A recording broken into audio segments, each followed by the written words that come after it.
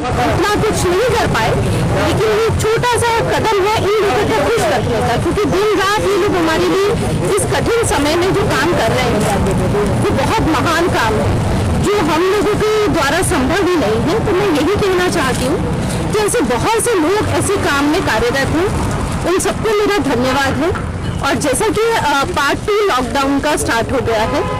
जितना उत्साह, जितने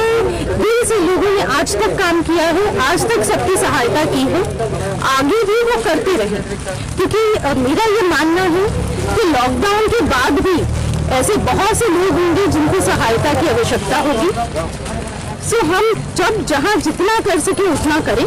और सोसाइटी को एक दूसरे का हाथ पकड़ के, हम ये कह सकते हैं इनविजिबल, जिसे कंसेप्ट कह सकते हैं कि now we are invisibly but we are united. और इस समय में हमारे देश ने जो एक नेशनलिज्म का भाव डेवलप किया है, everyone is working towards the goal to achieve the nationalism, ये अपने आप में एक बहुत बड़ा और सराहनीय कार्य है। आज तक हम बटे हुए थे, बहुत बार ऐसा हमें लगा, लेकिन लॉकडाउन के बाद ये समझ में आ रहा है कि नहीं, हम यूनाइटेड हैं, हमारा देश यूनाइटेड है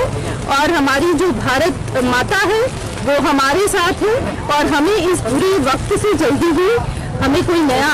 रास्ता मिलेगा और हम लॉकडाउन का ये पीरियड